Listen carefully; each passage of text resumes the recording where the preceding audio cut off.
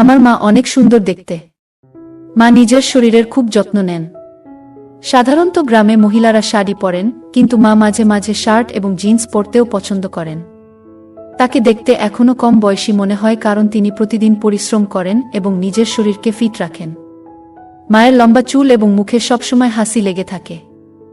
আমি ঘরের একমাত্র ছেলে, তাই মা বাবা আমাকে খুব ভালোবাসেন এবং কখনো আমার কোনো চাহিদা অপূর্ণ রাখেননি। আমার ছোট বোন পায়েল এখনো স্কুলে পড়ছে এবং খুব দুষ্টু। আমি আরিয়ান। এই গল্পটি আমার পরিবারের সম্পর্কে, যেখানে আমি, আমার বাবা, মা এবং আমার ছোট বোন তানিয়ার একসঙ্গে থাকি। বাবার নাম বিবেক। তিনি একটি প্রাইভেট কোম্পানিতে চাকরি করেন। মায়ের নাম আরুষি, তিনি ঘরের সব কাজকর্ম সামলান। আমরা একটি ছোট্ট গ্রামে থাকি, তবে মা বাবা দুজনেই শিক্ষিত, তাই আমাদের বাড়ির পরিবেশটা একটু আলাদা। মা যদিও গ্রামের অন্যান্য মহিলাদের মতোই জীবনযাপন করেন। বন্ধুরা, আজকের গল্পটা অনেক বেশি স্পেশাল, তাই কেউ মিস করো না। আর দয়া করে গল্পগুলো ভালো লাগলে ভিডিওটি লাইক, শেয়ার এবং চ্যানেলটি সাবস্ক্রাইব করো প্লিজ। গল্পটা শুরু হয় তখন, যখন আমার পরীক্ষাগুলো শেষ হয়ে গেছিল এবং গরমের ছুটি চলছিল। আমার বোন নানির বাড়িতে চলে গেছে, কিন্তু আমি সিদ্ধান্ত নিয়েছিলাম বাড়িতেই থাকব, কারণ কোথাও যাওয়ার ইচ্ছা ছিল না। বাবা প্রতিদিনের মতো অফিসে যেতেন আর মা ঘরের সব কাজ করতেন। একদিনের কথা, আমি আমার ঘরে বসে ল্যাপটপে গেম খেলছিলাম। সেদিন বাড়ির কাজের লোকও ছুটিতে ছিল, তাই মা নিজেই সব কিছু সামলাচ্ছিলেন। সেদিন মা রাজস্থানী ঘাঘরা চলি পরেছিলেন, যা তাকে খুব সুন্দর লাগছিল। ঘরে কেউ ছিল না, তাই তিনি ওড়না নেননি। মা প্রথমে রান্নাঘরের কাজ করছিলেন, তারপর আমার ঘরে এলেন হাতে একটি ঝাড়ু নিয়ে। আমি তখন বিছানায় বসে গেম খেলায় ব্যস্ত ছিলাম। মা যখন ঘরে ঢুকলেন, আমার মনোযোগ তার দিকে চলে গেল। আমি দেখলাম মা কতটা মনোযোগ দিয়ে ঘর পরিষ্কার করছেন। তার কপালে ঘামের বিন্দুগুলো চকচক করছিল, কিন্তু তিনি কোনো অভিযোগ করলেন না। যখন তিনি বিছানার নিচে ঝাড়ু দিচ্ছিলেন, তার চুলগুলো মুখের সামনে এসে পড়েছিল। আমি নিঃশব্দে তাকিয়ে রইলাম। মা একবারও আমার দিকে তাকালেন না, তিনি শুধুই নিজের কাজে মগ্ন ছিলেন। আমার মধ্যে একটা অদ্ভুত অনুভূতি কাজ করছিল, তবে আমি তাতে তেমন গুরুত্ব দিইনি। মা যখন সামনে ঝুঁকলেন, আমি লক্ষ্য করলাম তার আচরণে এক ধরনের আত্মবিশ্বাস এবং উজ্জ্বলতা প্রকাশ পাচ্ছে। আমার মনে একটা অস্বাভাবিক অনুভূতি হচ্ছিল, যা তখন পুরোপুরি বুঝে উঠতে পারছিলাম না। গরমের ছুটিতে পরীক্ষা শেষ হয়ে গেছে, আর আমার বোন তখন নানির বাড়িতে। আমি বাড়িতেই ছিলাম, আর বাবা তার কাজের জন্য বাইরে ছিলেন। মা ঘরের কাজকর্ম সামলাচ্ছিলেন, এবং সেদিন তিনি একটি হালকা ঘাঘরা পরেছিলেন। যেহেতু বাড়িতে কেবল আমি ছিলাম, তিনি ওড়না নেননি। কিছুক্ষণ নীরব থাকার পর মা হঠাৎ আমার দিকে তাকিয়ে বললেন, শোনো তো, একটু উঠে বিছানার চাদরটা ঠিক করে দাও। মা বললেন, ঠিকঠাক করে নিতে দাও, তারপর তোমার গেম খেলো। আমি তাড়াতাড়ি অন্যদিকে তাকানোর ভান করলাম এবং উঠে বাথরুমের দিকে চলে গেলাম। বাথরুমে পৌঁছানোর পর আমার মনে নানা ধরনের প্রশ্ন আসতে শুরু করল। আমার মনে হলো, হয়তো মা আমাকে তাকিয়ে থাকতে দেখে ফেলেছেন। আমি একটু ভয় পেলাম, ভাবতে লাগলাম, যদি মা সত্যিই আমাকে দেখে থাকেন, তাহলে তিনি কি ভাববেন? আমি বিভ্রান্ত ছিলাম, বুঝতে পারছিলাম না যে আমার যা অনুভব হচ্ছে তা ঠিক না ভুল। কিছুক্ষণ বাথরুমে ভাবার পর আমি আবার ঘরে ফিরে এলাম, কিন্তু এখন আর মোবাইলে গেমে মন বসাতে পারছিলাম না।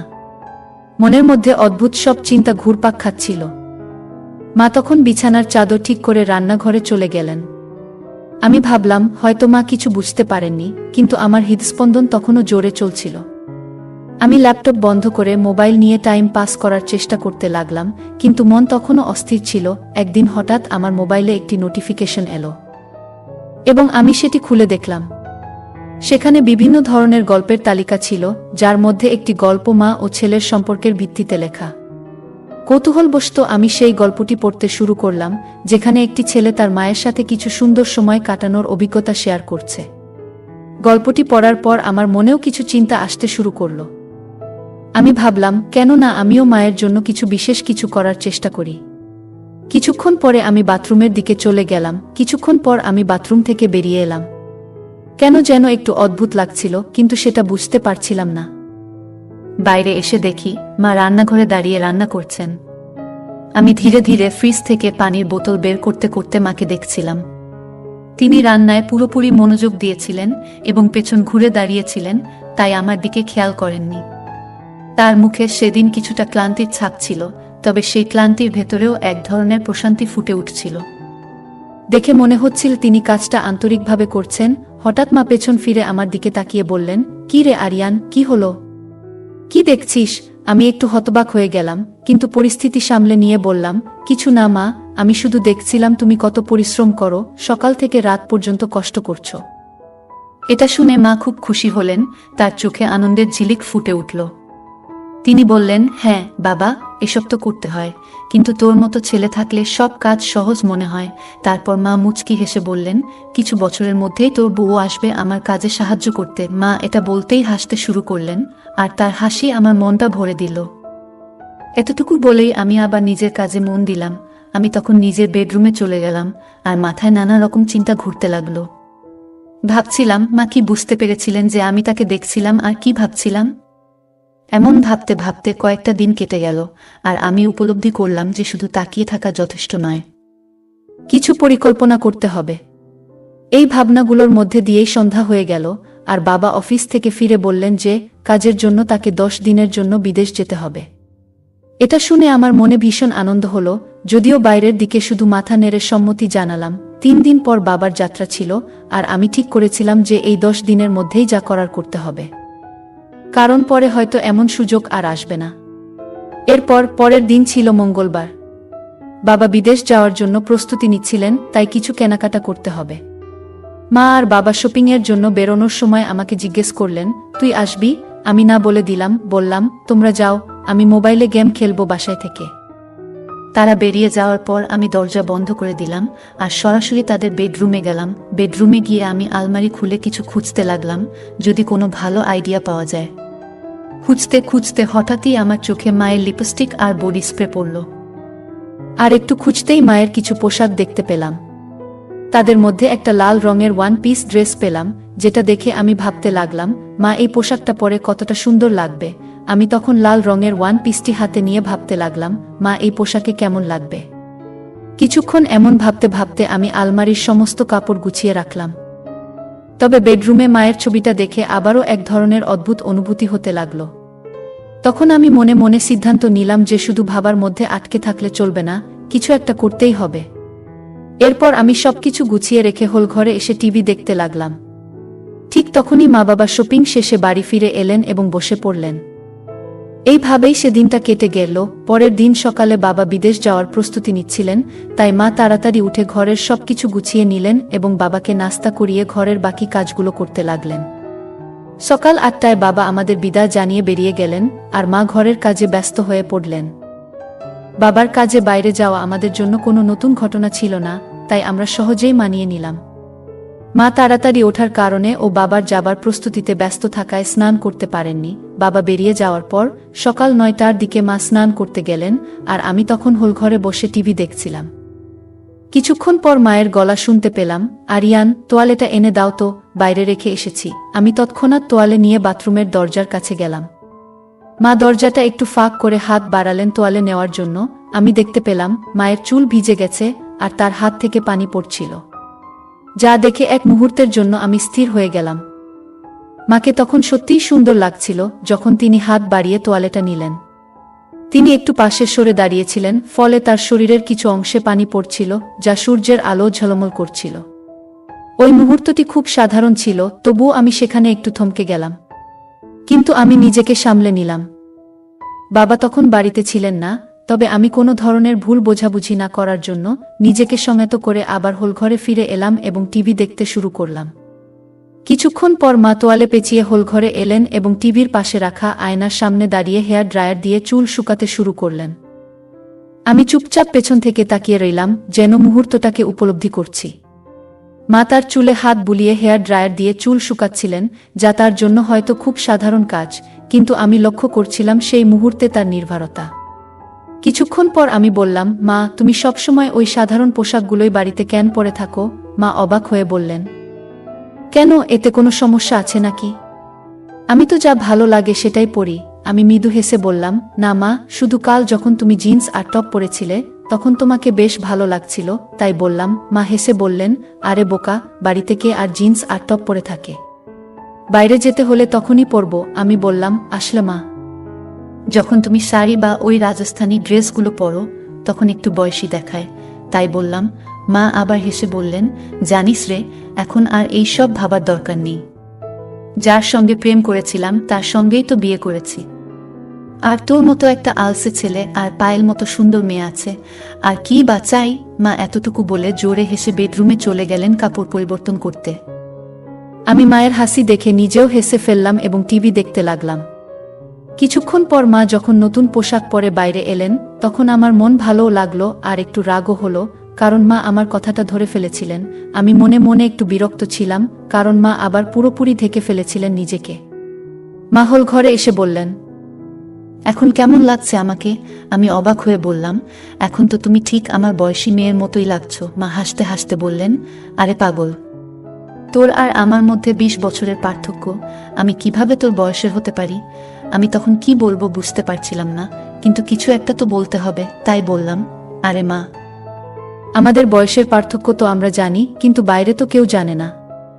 যদি আমরা একসঙ্গে বাইরে ঘুরতে যাই, তাহলে সবাই ভাববে যে আমরা গার্লফ্রেন্ড বয়ফ্রেন্ড।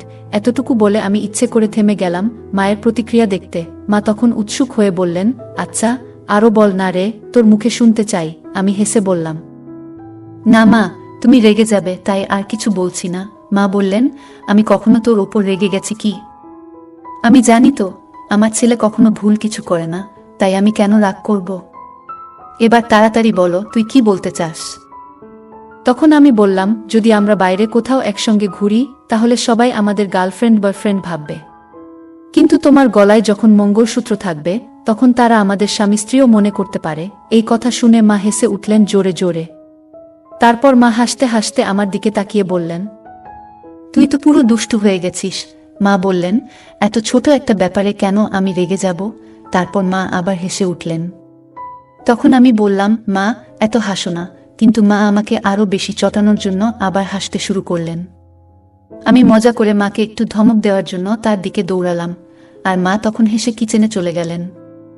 আমি আবার হল ঘরে বসে ভাবতে লাগলাম যে ঠিক আছে, শুরু তো হলো, কিন্তু এখনো অনেক কাজ বাকি। মা খুবই সংস্কারী মানুষ, আর আমি কখনো তাকে এমনভাবে অনুভব করিনি যে তাকে এ ধরনের কোনো কিছুর অভাব অনুভব করতে হয়েছে। মা আর বাবার প্রেমের বিয়ে হওয়ার কারণে তারা নিজেরাই অনেক সুখী, কিন্তু আমার নিজের একটা প্রয়োজন ছিল। এরপর কিছুক্ষণ পর আমি আবার মায়ের কাছে গেলাম। মা তখন রান্নাঘরে কাজ করছিলেন। আমি গিয়ে বললাম, মা, তোমার কি প্রতিদিন এইসব কাজ করতে করতে বোরিং লাগে না? মা হেসে বললেন, না রে বাবা, যখন আমাদের কাজের বুয়া আসে তখন আমি আরাম পাই। তখন আমি বললাম, মা, এখন তো আমার ছুটির দিন চলছে, আর আমি খুবই বোরিং ফিল করছি। মা মুচকি হেসে বললেন, তাহলে কি করা যায় বল দেখি? কোথাও বেড়াতে যাব আমরা দুজন? আমি বললাম, হ্যাঁ মা, অবশ্যই যাব। তবে বাবা বাড়ি ফিরলে তখনই যাওয়া হবে। মা বলল, তুমি এখন কি করবে?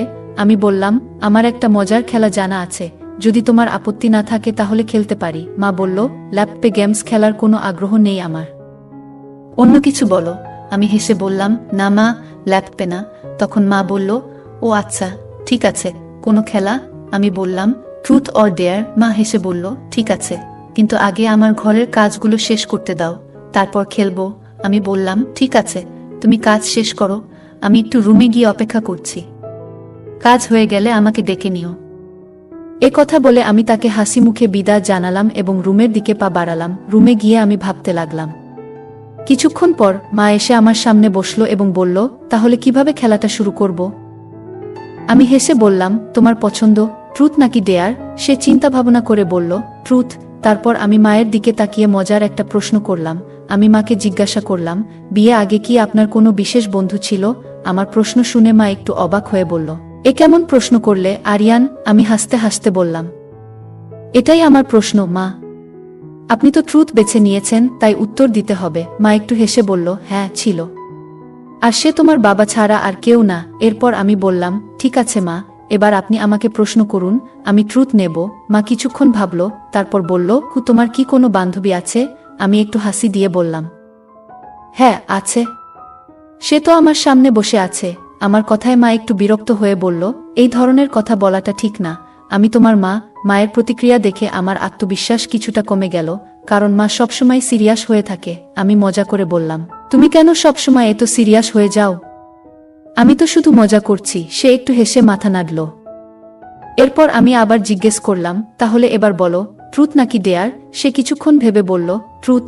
আমি জিজ্ঞেস করলাম, তোমার জীবনে এমন কোনো স্মৃতি আছে যা তোমার কাছে খুব মজার? সে একটু বিরক্ত হয়ে বলল, এ ধরনের প্রশ্ন ভালো নয়। আমাদের এই খেলা এখানেই থামানো উচিত। আমি বললাম, আমরা তো খুব ভালো বন্ধু, এবং বন্ধুরা তো একে অপরের সাথে সবকিছু শেয়ার করে। যদি তোমার বিশ্বাস থাকে তাহলে তুমি নিশ্চয়ই আমাকে কিছু বলবে। সে কিছুক্ষণ ভেবে বলল, কিছু প্রশ্ন ব্যক্তিগত হয়, আর সেগুলো ঠিক না শেয়ার করা। আমি হেসে বললাম, কিন্তু আমরা তো শুধু মজা করছি, এতে তো কিছুই হবে না। আমাদের বিশ্বাস তো একে অপরের উপর আছে, আর এসব তো আমাদের বিজ্ঞান ক্লাসে শেখানো হয়েছিল। মা হেসে বলল, এসব বিজ্ঞান ক্লাসে শেখানো হয় না আরিয়ান। তখন আমি বললাম, যদি এসব শেখানো না হয় তাহলে আমাকে এসব জানার দরকার নেই। মা আবার বলল, তুমি সব জানার অধিকার রাখো, কিন্তু বুঝতে হবে তুমি কার কাছে প্রশ্ন করছো। তুমি তোমার মায়ের কাছেই এই প্রশ্নগুলো করছো। আমি বললাম, মা, তুমি জানো আমার খুব বেশি বন্ধু নেই, আর কোনো বান্ধবীও নেই, তাই আমি তোমার সাথেই সব কথা বলি। মায়ের মুখে একটু বিষণ্ণতার ছাপ দেখা গেল, কারণ ছোটবেলা থেকেই আমি খুব একটা বাইরে যেতাম না এবং খুব বেশি বন্ধুও ছিল না। মা বুঝতে পারল যে আমি সহজে হাল ছাড়ব না। তাই মা বলল, ঠিক আছে, হ্যাঁ, আমাদের সময়েও অনেক মজার কিছু করতাম। একটা ঘটনা বেশ মজার ছিল। আমি হেসে বললাম, মা, এমন ছোট্ট একটা বিষয় নিয়ে এত ভেবে সময় নিলে কেন? মা হেসে উত্তর দিল, তুমি না সত্যিই অনেক কৌতূহলী। মা মুচকি হেসে বলল, এবার তো খুশি হলে, তাই না? তারপর মা আবার বলল, এবার তুমি বলো, ট্রুথ নাকি ডেয়ার? আমি বললাম, ডেয়ার নেব। মা একটু ভেবে বলল, তাহলে বলো, তুমি কি কখনো কাউকে ভালোবাসা প্রকাশ করার সাহস দেখিয়েছ?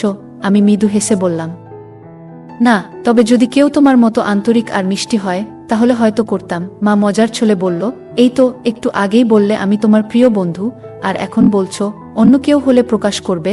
আমি হাসি দিয়ে বললাম, তাহলে কি তোমার সাথে মজার ছলে কিছু বলতে পারি? মা হাসি মুখে বলল, ঠিক আছে, মজার কিছু বলো। আমি মজা করে বললাম, গালে নয়, বরং একটা মজার কথা শেয়ার করি। মায়ের প্রতিক্রিয়া দেখে বুঝতে পারলাম হয়তো আমি একটু বেশি মজা করে ফেলেছি। মা একটু বিরক্ত হয়ে আমাকে শাসন করলেন। আমি তৎক্ষণাৎ পরিস্থিতি শান্ত করার চেষ্টা করলাম। মায়ের মেজাজ একটু স্বাভাবিক হলে আমি বললাম, ঠিক আছে মা, আমি তোমার কথা শুনব। মা বললেন, এইবার আর কোনো রকম মজা করো না। আমি মায়ের সামনে গিয়ে শান্তভাবে দাঁড়িয়ে রইলাম, তারপর একটুখানি হাসি মুখে মায়ের প্রতি শ্রদ্ধা ও ভালোবাসা প্রকাশ করলাম। এরপর আমরা দুজনেই হেসে উঠলাম।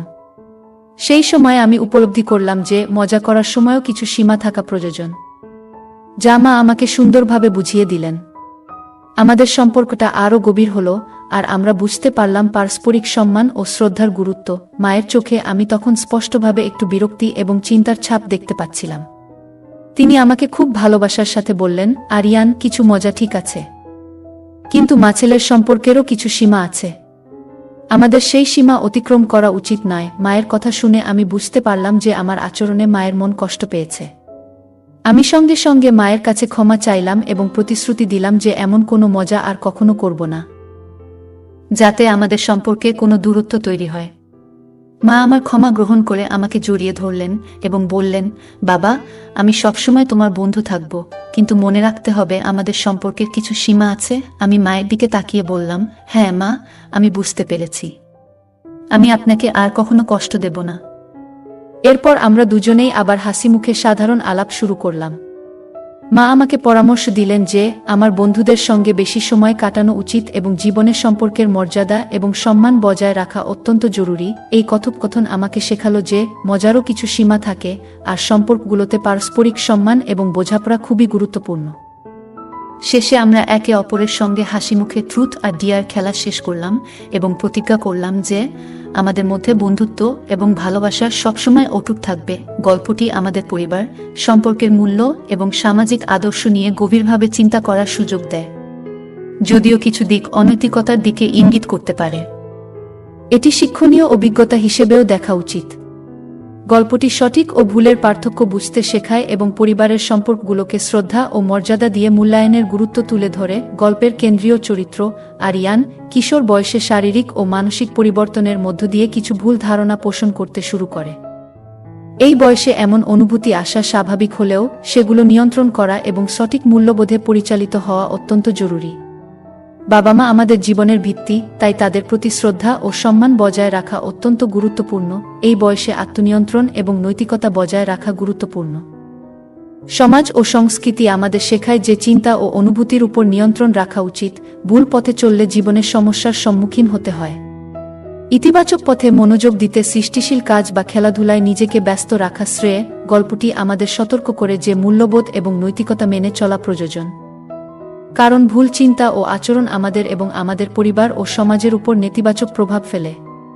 বাবা মায়ের প্রতি সম্মান প্রদর্শন এবং তাদের সঙ্গে পবিত্র সম্পর্ক বজায় রাখা আমাদের প্রধান দায়িত্ব। যদি ভুল চিন্তা আসে, তাহলে নিজেকে শক্তিশালী করতে পরামর্শ গ্রহণ করা এবং নৈতিক বিশ্বাসে কাজ করা জরুরি।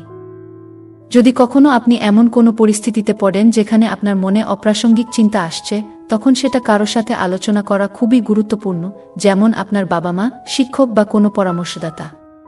এই ধরনের আলোচনা আপনার ভেতরের দ্বন্দ্ব মেটাতে সাহায্য করতে পারে এবং সঠিক পথ দেখাতে পারে। গল্পের মূল চরিত্র আরবকে বুঝতে হবে যে নৈতিকতা এবং আত্মনিয়ন্ত্রণ জীবনের এক অপরিহার্য অংশ। গল্পটি আমাদের শেখায় যে পরিবারের প্রতি সম্মান এবং শ্রদ্ধাই সমাজের ভিত্তি। যদি কোনো সম্পর্কের মধ্যে অসম্মান বা অনৈতিক আচরণ প্রবেশ করে, তাহলে তা পুরো পরিবারের কাঠামোকে নষ্ট করতে পারে। অভিভাবকদের উচিত তাদের সন্তানদের সাথে খোলামেলা ও সহানুভূতিপূর্ণভাবে কথা বলা, যাতে তারা সঠিক পথে চলতে পারে। এই গল্পের আরেকটি গুরুত্বপূর্ণ দিক হল সমাজে কী ধরনের সাহিত্য, সিনেমা বা বিষয়বস্তু শিশু ও কিশোরদের সামনে তুলে ধরা হয়।